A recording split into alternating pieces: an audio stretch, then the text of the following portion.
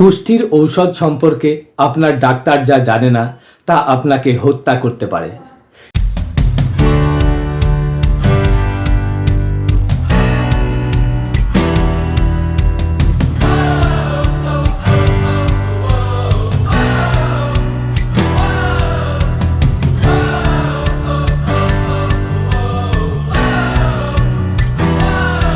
Hello friend, I am doctor P K পাল।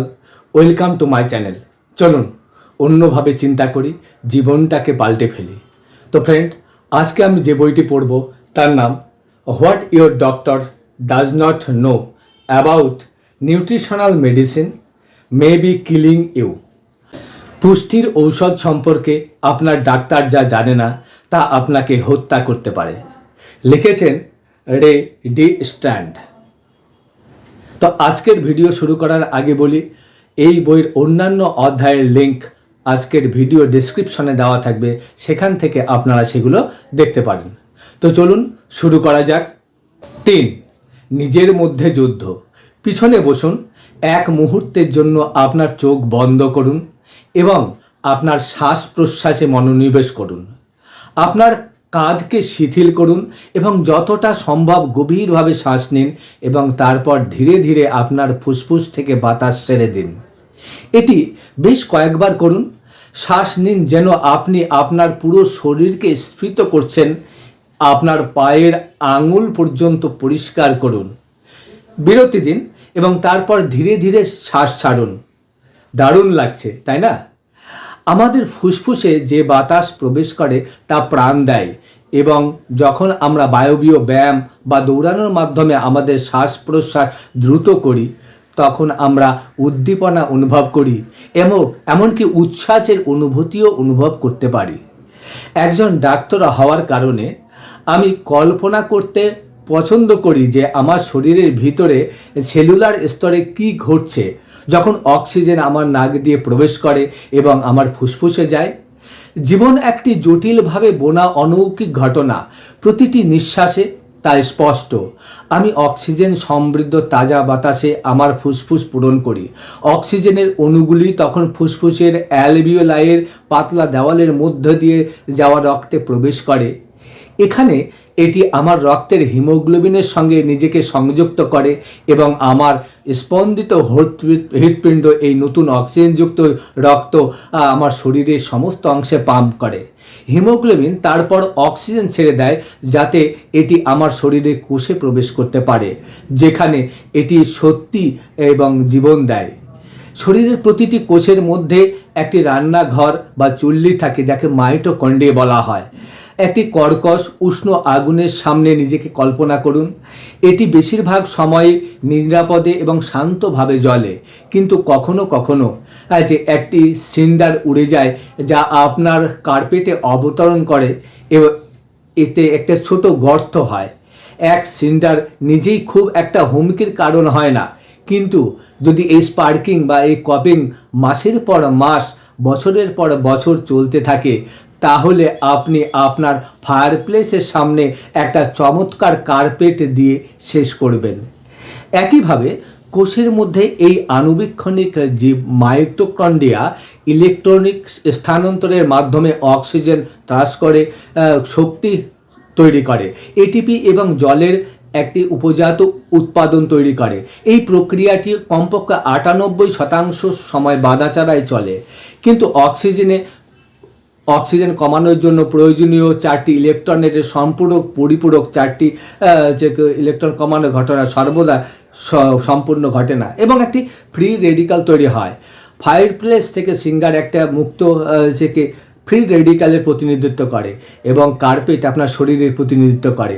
শরীরের যে অংশে সবচেয়ে বেশি ফ্রি রেডিক্যাল ক্ষতি হয় সেটি প্রথম পরিশ্রান্ত হয় এবং সম্ভাব্যজনিতভাবে অবক্ষয়জনিত রোগের সৃষ্টি হয়। যদি এটা আপনার চোখ হয় তাহলে আপনি আপনার ম্যাকুলার অবক্ষয় বা ছানি হতে পারে।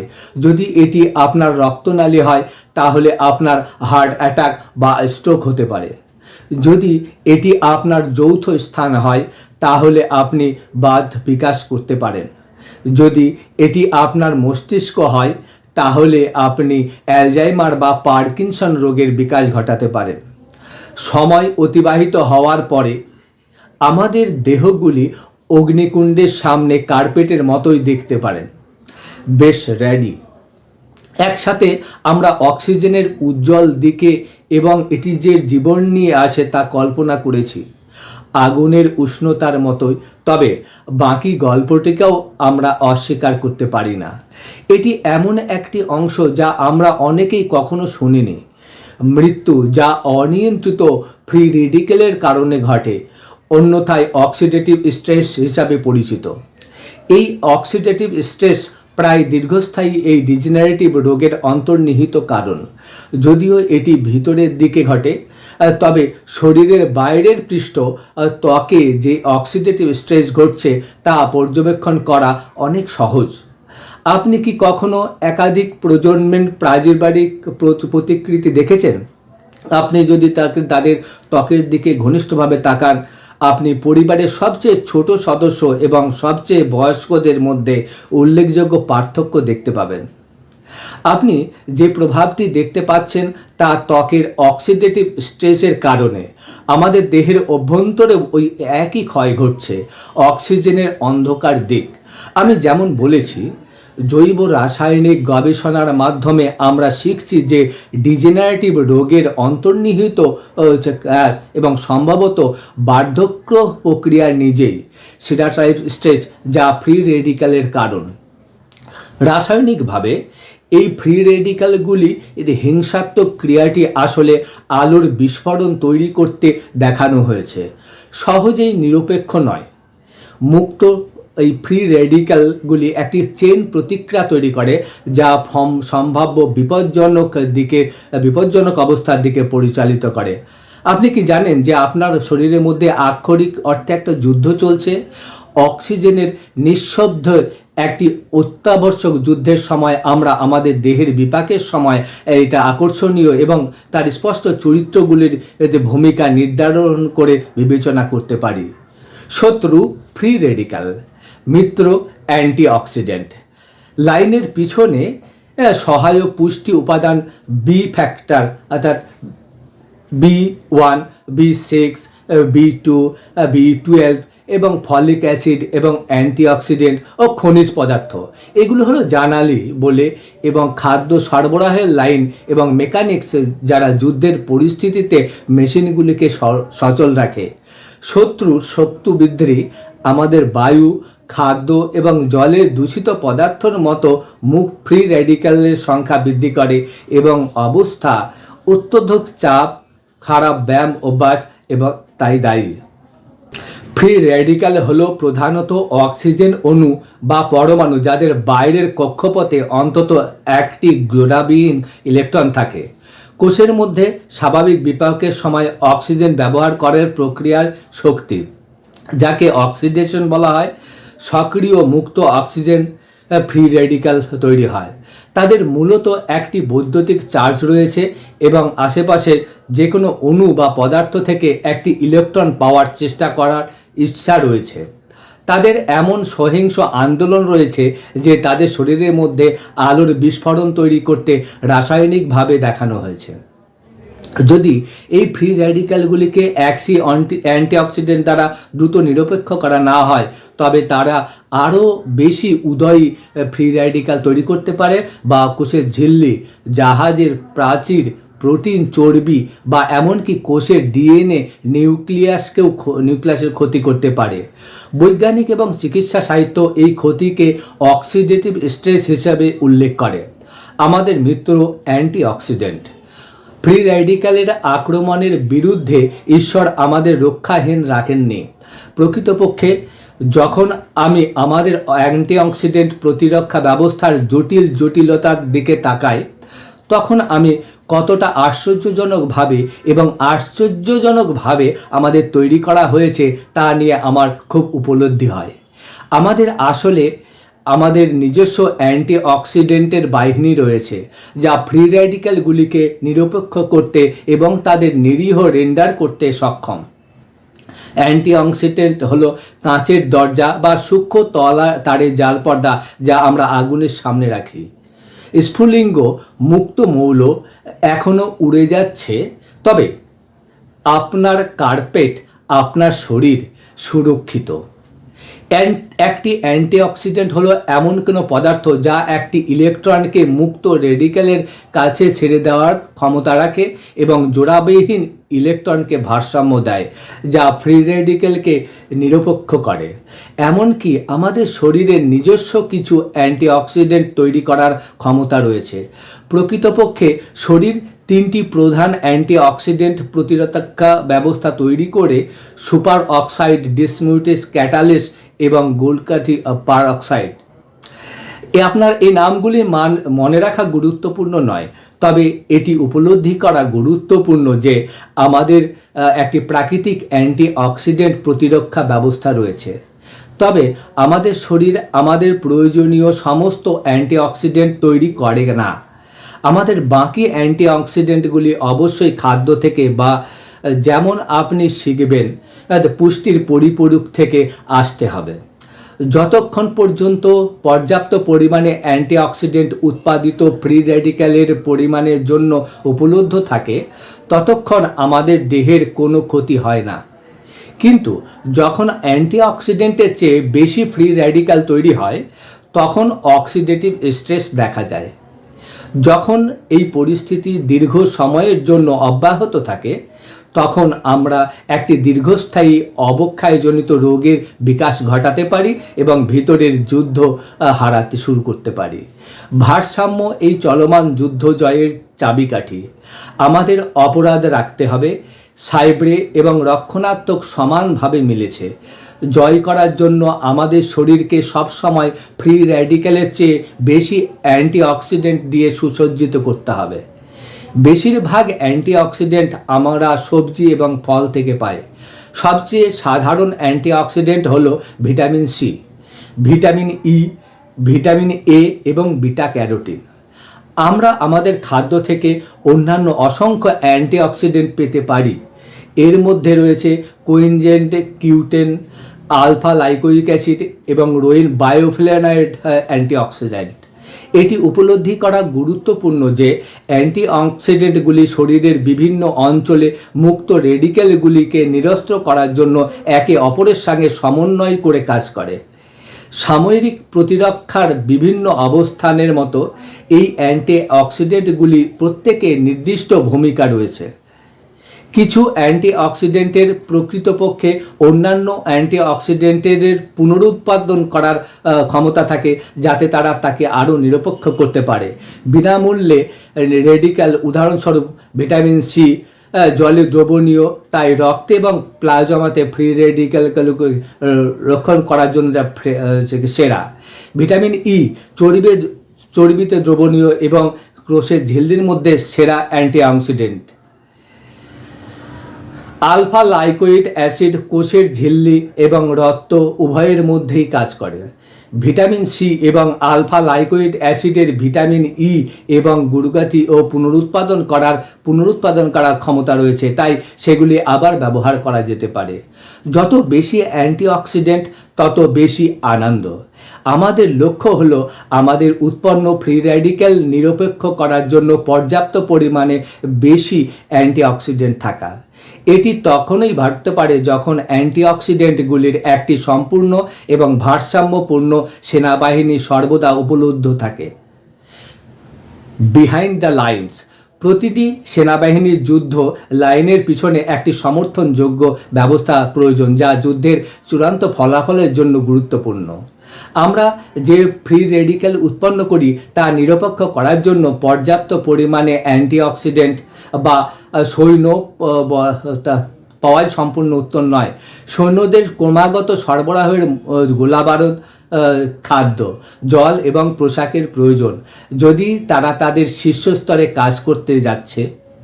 অ্যান্টিঅক্সিডেন্ট সৈন্যদের মুক্ত রেডিক্যালের হুমকির বিরুদ্ধে সামনের সারিতে তাদের দায়িত্ব পালনের জন্য পর্যাপ্ত পরিমাণে অন্যান্য পুষ্টির প্রাপ্যতা প্রয়োজন। তাদের পর্যাপ্ত অ্যান্টিঅক্সিডেন্ট খনিজ যেমন তামা, জিঙ্ক, ম্যাঙ্গানিজ এবং সেলেনিয়াম প্রয়োজন। যা অ্যান্টিঅক্সিডেন্টগুলির রাসায়নিক বিক্রিয়ায় সাহায্য করে যাতে তারা তাদের কাজ কার্যকরভাবে করতে সক্ষম হয়। যদি এই খনিজগুলির পর্যাপ্ত পরিমাণ না পাওয়া যায় তবে অক্সিডেটিভ স্ট্রেস সাধারণত ঘটবেই। অ্যান্টিঅক্সিডেন্টের তাদের কাজ সঠিকভাবে সম্পাদন করার জন্য তাদের এনজাইমেটিক বিক্রিয়ার কিছু কোফ্যাক্টর প্রয়োজন। কোফ্যাক্টরগুলি হল সামরিক সহায়তা ব্যবস্থা, যেমন মেকানিক্স বা সরবরাহ অফিসার, জ্বালানি ট্যাঙ্ক এবং গোলাবারুদ প্রস্তুতকারক।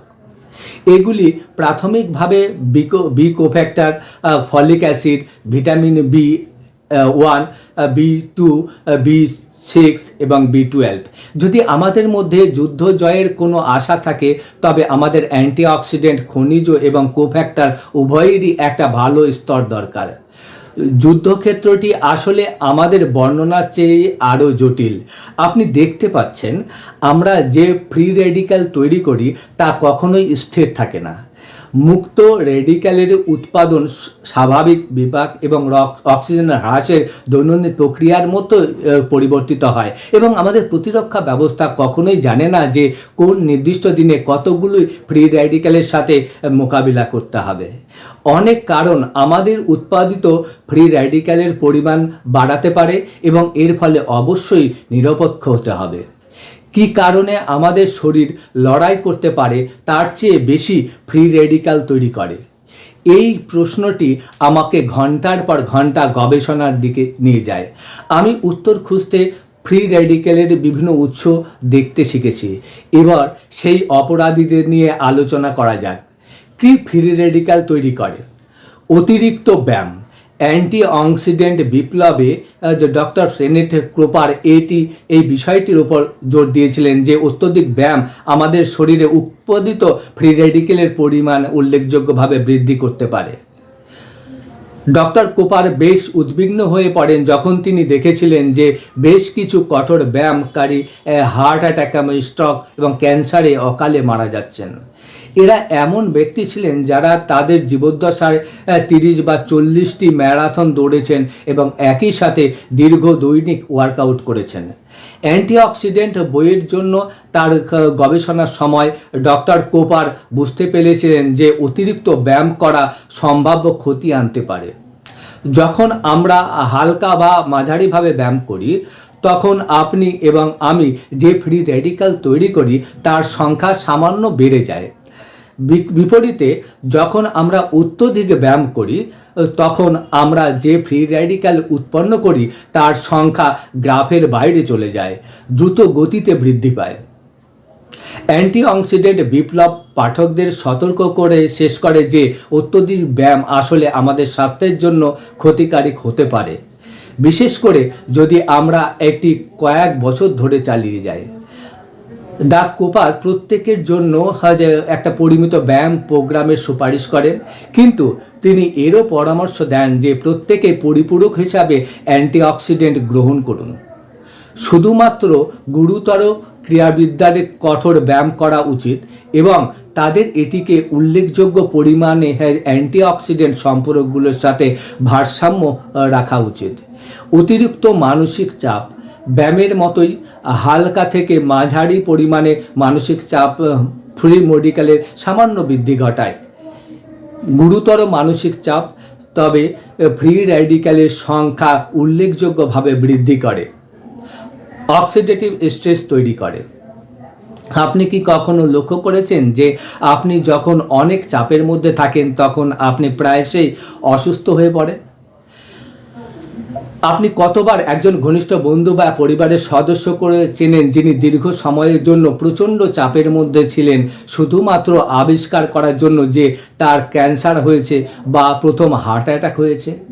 আমার এমন অনেক রোগী নেই যারা তাদের জীবনে একাধিক ম্যারাথন দৌড়েছেন, তবে আমার শত শত রোগী আছে যারা দীর্ঘস্থায়ী মানসিক চাপের মধ্যে রয়েছেন। আর্থিক, কাজ এবং ব্যক্তিগত চাপ আমাদের জীবনকে জটিল করে তুলেছে।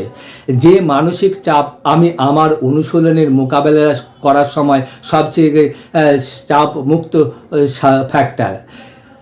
আপনার এক অক্সিডেটিভ স্ট্রেসের গুরুত্ব একবার বুঝতে শুরু করলে আপনি আপনার স্বাস্থ্যের উপর দীর্ঘমেয়াদী মানসিক চাপের প্রভাবগুলি প্রশংসা করতে শুরু করেন এবং আপনি এটাকে প্রতিহত করতে শুরু করতে পারেন।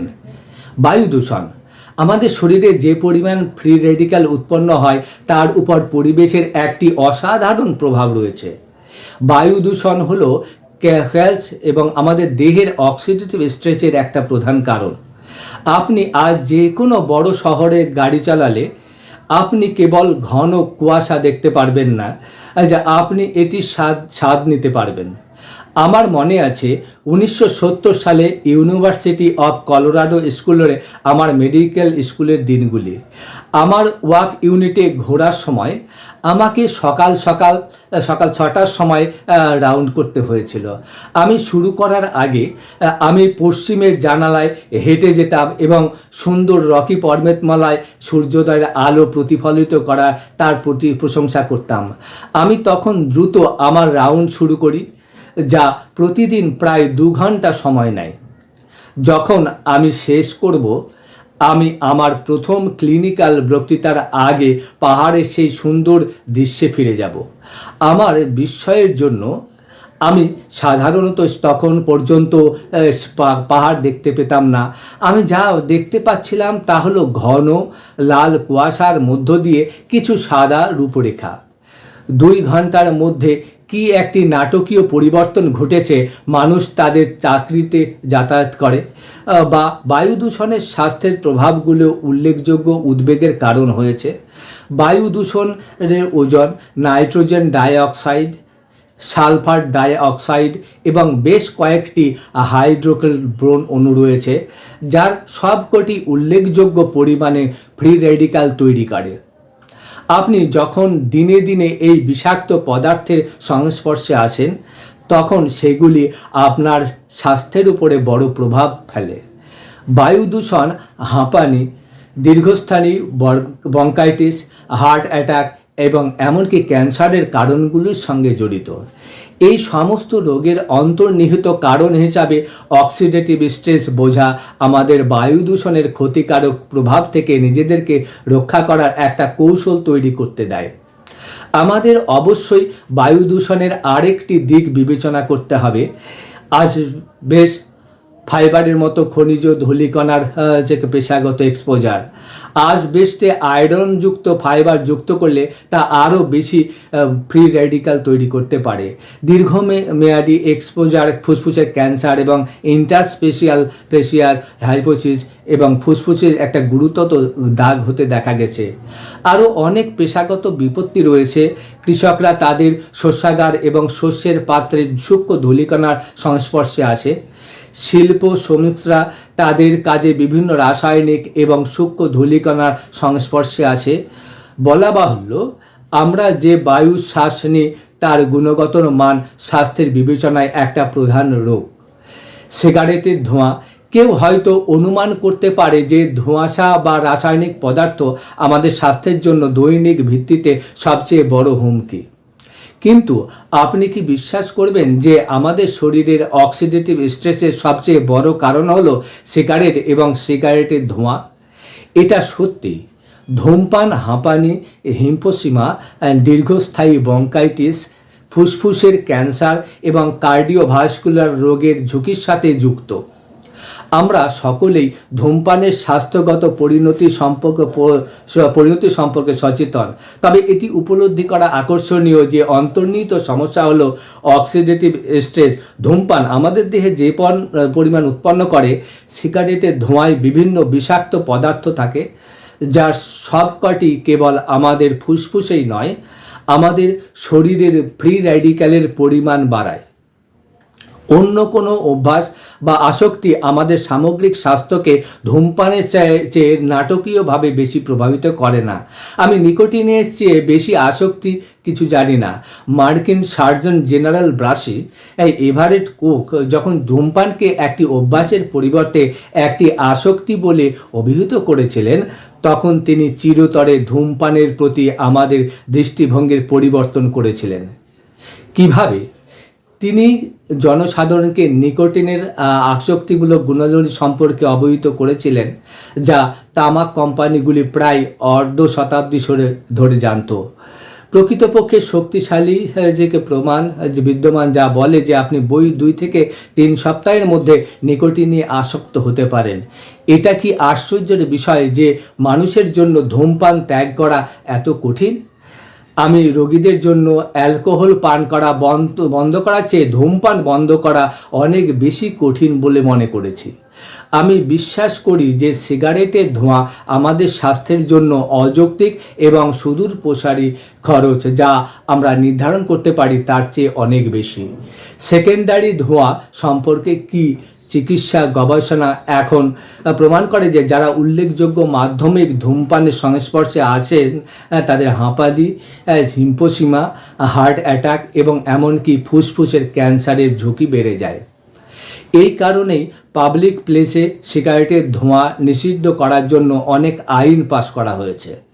আপনি কি সম্প্রতি একটি আবদ্ধ এলাকায় ধূমপানকারী লোকের সংস্পর্শে এসেছেন? আমি এই গত মাসেই কলেজ থেকে ফিরে আমার মেয়ের ড্রাইভিং প্রত্যাহার গাড়িতে গ্যাস ভরতে আমাকে একটা ছোট শহরে থামতে হয়েছিল। আমি যখন গ্যাসের টাকা দিতে স্টেশনে ঢুকলাম, তখন 6 জন স্থানীয় বাসিন্দা একটা ছোট টেবিলের চারপাশে বসে কফিতে চুমুক দিয়ে সিগারেট খাচ্ছিলেন। আমি কাশি ছাড়া শ্বাস নিতে পারিনি। আমি আসলে অসুস্থ বোধ করতে শুরু করেছি। যারা সিগারেটের ধোঁয়ায় অভ্যস্ত নন, তাদের জন্য এর প্রভাব আরও স্পষ্টভাবে স্বীকৃত। আমি নিশ্চিত যে এমন সময় এবং পরিস্থিতি রয়েছে যা আপনার একই রকম অভিজ্ঞতা হয়েছে। এটা বুঝতে খুব কল্পনা লাগে না যে আপনি যদি দৈনিক ভিত্তিতে সেকেন্ডারি ধূমপানের সংস্পর্শে আসেন, তবে এটি আপনার স্বাস্থ্যের উপর একটা বড় প্রভাব ফেলবে। আমাদের খাদ্য এবং জল দূষণ। আপনি কি তৃষ্ণার্ত? 1988 সালে মার্কিন জনস্বাস্থ্য বিভাগ আমাদের সতর্ক করেছিল যে আমেরিকান পানীয় জলের 85% দূষিত, এবং আমি খুব কমই বিশ্বাস করতে পারি যে গত 1 দশকে জিনিসগুলি আরও ভালো হয়েছে। 50,000-এরও বেশি বালির বিভিন্ন রাসায়নিক আমাদের জল সরবরাহকে দূষিত করে। এখানে একটি ভয়ঙ্কর মামলার সত্য রয়েছে। বর্জ্য শোধনাগার, রাসায়নাগার এই মাত্র 30 থেকে 40টির জন্য পরীক্ষা করতে পারে। এছাড়াও সীসা, ক্যাডমিয়াম এবং অ্যালুমিনিয়ামের মতো ভারী ধাতুগুলি আমাদের বেশিরভাগ জল সরবরাহকে দূষিত করে। আনুমানিক 2 লক্ষ অনিয়ন্ত্রণ রাসায়নিক ড্রাম থেকে আমেরিকায় 55,000-এরও বেশি বালির নিয়ন্ত্রিত রাসায়নিক ড্রামগুলো সারা দেশের জলের টেবিলে লিক হচ্ছে। যখন আমরা এই দূষিত জল গ্রহণ করি, তখন ফ্রি র্যাডিক্যালের উৎপাদন উল্লেখযোগ্যভাবে বৃদ্ধি পায়। আমেরিকানরা আজ অভূতপূর্ব পরিমাণে বোতলজাত, ফিল্টার করা এবং পাতিত জল পান করার অবলম্বন করেছেন। তবে আপনার এটি জানা উচিত, পাতিত জল ব্যতীত আপনি যে জলের জন্য এত মূল্য পরিশোধ করছেন তার গুণমান জানার কোনো উপায় নেই, কারণ এটি একটি সম্পূর্ণ অনিয়ন্ত্রিত বাজার। দ্বিতীয় বিশ্বযুদ্ধের পর থেকে আমাদের পরিবেশের 60,000-এরও বেশি নতুন রাসায়নিক প্রবেশ করানো হয়েছে। প্রতি বছর আমাদের পরিবেশের 1,000-এরও কম নতুন রাসায়নিক প্রবর্তিত হয়। ভেষজনাশক, কীটনাশক এবং ছত্রাকনাশকগুলি আমাদের বেশিরভাগ খাবারের উৎপাদনে ব্যবহৃত হয়। মেডিকেল গবেষণায় দেখা গেছে যে এই সমস্ত রাসায়নিকগুলি বৃদ্ধি পায় অক্সিডেটিভ স্ট্রেস যখন আমরা সেগুলি গ্রহণ করি, কিছু অন্যের চেয়ে বেশি বিপজ্জনক। আর কিন্তু তাদের সকলেরই সম্ভাব্য স্বাস্থ্য ঝুঁকি রয়েছে। এই রাসায়নিক আমাদের অনুমতি দিয়েছে খাদ্য শিল্প সর্বকালের পরিচিত সবচেয়ে প্রচুর খাদ্য সরবরাহ উৎপাদন করতে। কিন্তু আমাদের স্বাস্থ্যের খরচ কি? অতি বেগুনি সূর্যালোক। এটি একটি পরিচিত সত্য যে লোকেরা তাদের 20তম জন্মদিনের আগে তাদের ত্বকে তাদের জীবনের 2/3 সূর্যের সংস্পর্শ পায়। এর মানে আপনি এই বইটির পাঠক সম্ভবত ইতিমধ্যেই আপনার ত্বকটি সূর্যের ক্ষতিকারক অতি বেগুনি রশ্মির সংস্পর্শে এসেছে। বিভিন্ন গবেষণায় দেখা গেছে অতি বেগুনি রশ্মি মানুষের ত্বকে গর্ধিত ফ্রি র্যাডিক্যাল তৈরি করে। এটি ঘুরে প্রমাণিত হয়েছে যে আমাদের ত্বকের কোষগুলিতে ডিএনএর ক্ষতি করে, যা ত্বকের ক্যান্সারের দিকে পরিচালিত করে। এই গবেষণাগুলি সর্বোত্তম প্রত্যক্ষ প্রমাণ দেয় যে অক্সিডেটিভ স্ট্রেস ক্যান্সারের বিকাশের দিকে পরিচালিত করে। ইউভিবি আলোক সূর্যের জ্বলন্ত রশ্মির জন্য দায়ী প্রাথমিক অপরাধী, কিন্তু উভয়ই যেকে এই ফ্রি র্যাডিক্যাল উৎপাদন বাড়ায় এবং এইভাবে ত্বকের অক্সিডেটিভ স্ট্রেস তৈরি করে। আপনি যখন আপনার প্রিয় সানস্ক্রিন প্রয়োগ করেন, যা এসপি থেকে F13 বা তার বেশি থাকে, আপনি প্রাথমিকভাবে ইউভিবি আলোর থেকে নিজেকে রক্ষা করছেন। এটি আমাদের রোদে বেশিক্ষণ বাইরে থাকতে দেয়, কারণ আমরা রোদে পোড়া নয়, কিন্তু এই সানস্ক্রিনগুলি ইউভি এর আলোর বিরুদ্ধে খুব বেশি সুরক্ষা দেয় না, যা ত্বকের গভীরে আরও বেশি ফ্রি র্যাডিক্যাল তৈরি করে। এটি আংশিকভাবে ব্যাখ্যা করতে পারে কারণ আমরা বিগত 20 বছরে প্রায় প্রতিটি ত্বকের ক্যান্সারে 5 গুণ বেশি বৃদ্ধি দেখেছি। আমরা অবশেষে বাজারে সানস্ক্রিন দেখতে পাচ্ছি যা উভয় এবং ইউভি থেকে সূর্যালোকের বিরুদ্ধে বৈধ প্রমাণ করে। স্পষ্টতই আপনি নিজেকে এবং আপনার সন্তানদের রোদে পোড়া এবং ত্বকের ক্যান্সারের বিরুদ্ধে রক্ষা করতে এই ধরনের সানস্ক্রিন কিনতে চান। পিগমেন্টের মনের অস্বাভাবিক বৃদ্ধি বা পরিবর্তনের জন্য আমি প্রত্যেককে তার ত্বকের উপর সজাগ দৃষ্টি রাখতে উৎসাহিত করব। ওষুধ এবং বিকিরণ। আমার দেওয়া প্রতিটি ওষুধ শরীরে অক্সিডেটিভ স্ট্রেস বাড়ায়। কেমোথেরাপি একটি ওষুধ এবং বিকিরণ থেরাপি প্রাথমিকভাবে ক্যান্সার কোষগুলিতে অক্সিডেটিভ স্ট্রেস ক্ষতি তৈরি করে কাজ করে, যা তাদের হত্যা করে। এই প্রধান কারণ রোগীদের এই ওষুধ এবং থেরাপি সহ্য করা এত কঠিন মনে হয়। বর্ধিত অক্সিডেটিভ স্ট্রেস ও স্বাভাবিক কোষের সমান্তরাল ক্ষতি করে। এটি মনে রাখা গুরুত্বপূর্ণ যে প্রতিটি ওষুধই মূলত শরীরের জন্য একটা বিদেশি পদার্থ এবং শরীরকে এটা বিপাক এবং নির্মূল করার জন্য কঠোর পরিশ্রম করতে হবে। এটি লিভার এবং সামগ্রিকভাবে শরীরের অনেক বিপাকীয় পথের চাহিদা বাড়ায়। এইভাবে ফ্রি র্যাডিক্যালের উৎপাদন বৃদ্ধি পায় এবং অক্সিডেটিভ স্ট্রেস তৈরির সম্ভাবনা বৃদ্ধি পায়। একবিংশ শতাব্দীর শিল্পোন্নত বিশ্ব এবং ওষুধের উপর অতিরিক্ত নির্ভরশীল হয়ে পড়েছে। মার্কিন যুক্তরাষ্ট্রে এবং বিশ্বের ওষুধের ব্যবহার স্পষ্টতই সর্বকালের উচ্চতায়। যদিও প্রতিটি ওষুধ একটি সুবিধা প্রদান করে, যে এটি সুবিধা প্রদান করে পরীক্ষা করার জন্য দেখানো হয়েছে যে প্রতিটি একটা সহজাত ঝুঁকি প্রমাণ করে। গুরুতর প্রতিরোধ ওষুধের প্রতিক্রিয়া মার্কিন যুক্তরাষ্ট্রে মৃত্যুর চতুর্থ কারণ। এটা সত্য, প্রতি বছর মার্কিন যুক্তরাষ্ট্রে 1 লক্ষেরও বেশি মৃত্যু এবং 2 মিলিয়ন হাসপাতালে ভর্তির জন্য সঠিকভাবে নির্ধারিত এবং প্রসারিত ওষুধ দায়ী। ওষুধের অন্তর্নিহিত ঝুঁকির বেশিরভাগই অক্সিডেটিভ স্ট্রেসের কারণে এই ওষুধগুলো সম্ভাব্যভাবে উৎপাদন করতে পারে। 70-এর বেশি দীর্ঘস্থায়ী ডিজেনারেটিভ অক্সিডেটিভ এর সরাসরি ফলাফল। অন্য কথায় এই রোগের মূল কারণ হলো অক্সিডেটিভ স্ট্রেস। চিকিৎসা বিজ্ঞান এখন আমাদের দেখিয়েছে যে এই ভয়ানক রোগের অন্তর্নিহিত কারণ আমরা সবাই বয়সের সাথে সাথে ভয় পাই অক্সিজেনের অপ্রত্যাশিত অন্ধকার দিক। আপনি যদি কখনো একটি পুরনো গাড়ি পুনরুদ্ধার করেন, তবে আপনি এর ক্ষতিকারক প্রভাবগুলির যে সম্মুখীন হয়েছেন। এটি পৃথিবীর সবচেয়ে শক্তিশালী উপাদানগুলির মধ্যে একটি। এটিকে দুর্বল এবং বিচ্ছিন্ন করতে পারে ধাতু। এবং মাঠের মধ্যে একটি পরিত্যক্ত গাড়ির মতো আমাদের দেহগুলি যদি সুরক্ষিত না হয়, তবে আক্ষরিকভাবে মরিচা ধরতে শুরু করে। আমাদের শরীরে একটি দৃঢ় ক্ষয় এবং শুরু হয় এবং ধাতুর একটি দুর্বল স্থানের মতো শরীরের যে অংশটি প্রথমে পরিধান করে তা নির্ধারণ করবে আমরা কী ধরনের অবক্ষয়জনিত রোগ তৈরি করতে পারি। সৌভাগ্যবশত শুধুমাত্র আমাদের শরীরে একটি অসাধারণ অ্যান্টিঅক্সিডেন্ট প্রতিরক্ষা ব্যবস্থা নেই, তারা একটি অসাধারণ মেরামতের ব্যবস্থাও রাখে।